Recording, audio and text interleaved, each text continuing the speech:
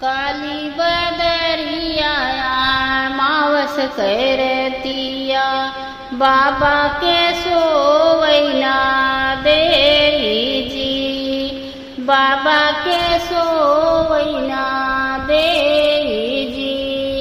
बिन रे दहेजवा के बर कैसे मिली है, का बेटी रही है कुंवारी जी, का बेटी रही है कुंवारी जी।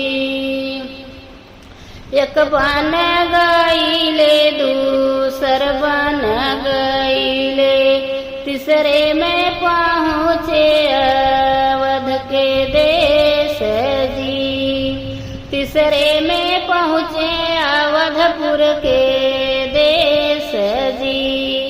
ऊंचे ऊंचे लोग कहे ऊंची अटरिया, ऊंचे अनकर बाटे मांग जी। बड़े बड़े राजा कहे बड़ी बखरिया, बड़ी नी बाटी उनकर मांग जी।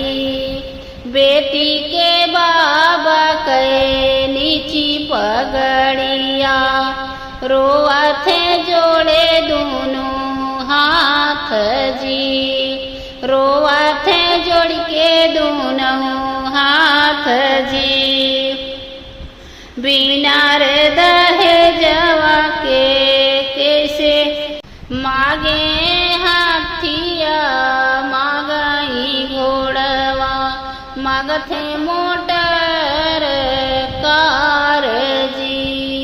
बाबा से मांगई अनधन सोनमा, नहीं बेटी रहे कुंवारी जी, नहीं बेटी रहे कुंवारी जी।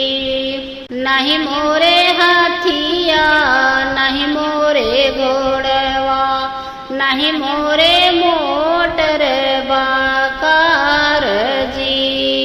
हमरे त एक धन अनमोल बिटिया, एक करऊँ स्वीकार जी, ओ का करऊँ स्वीकार जी। इतनी बचन सुन राजा दशरथ, जनक के पकड़ ले हैं हाथ जी। नहीं तो हर चाहे हम हाथी से घोड़ा, नहीं चाहे धन दौलत जी। चाहे तोहरी उह बिटियवा, जमन रहे घर के सिंगार जी। ऊ बेटी हमारे घर